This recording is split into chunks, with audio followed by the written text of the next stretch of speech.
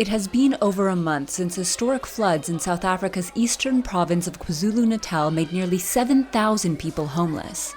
But their numbers are growing as heavy rains and repeat floods hit the port city of Durban last weekend, destroying more homes and damaging this temporary shelter. It's not getting better, it's getting worse. So if it happens for the rain to come back again, so that means we won't have a shelter to accommodate other people because the halls right now, it's overloaded. KwaZulu-Natal officials say at least 250 people were evacuated from shelters. South African federal authorities earmarked $63 million for cleanup and rebuilding, while funds are also coming from various levels of government and aid groups. But victims say they haven't been told when they will get to move to longer-term housing.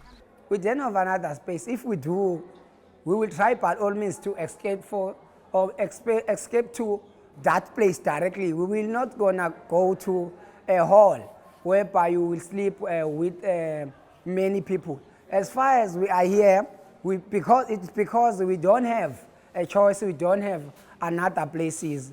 Experts are calling South Africa's severe weather damage a wake-up call for better disaster management in the face of climate change. It shows us that we are definitely not prepared for even worse storms than what we see now.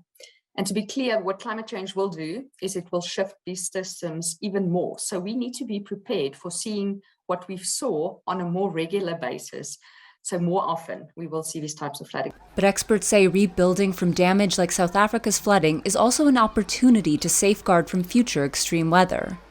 The advice includes keeping homes and infrastructure out of floodplains, developing more precise early warning systems, and having clear evacuation plans. We need to think about restoring ecological infrastructure. So upstream, ensuring that we manage our basins, our water basins adequately and rightly enough so that we actually mitigate flooding.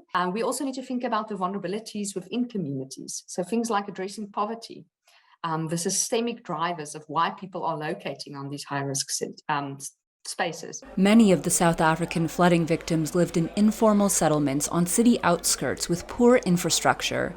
They say more public housing inside the cities would be safer, offer better access to services, and help prevent more people from ending up homeless. Givetash for VOA News, Durban, South Africa.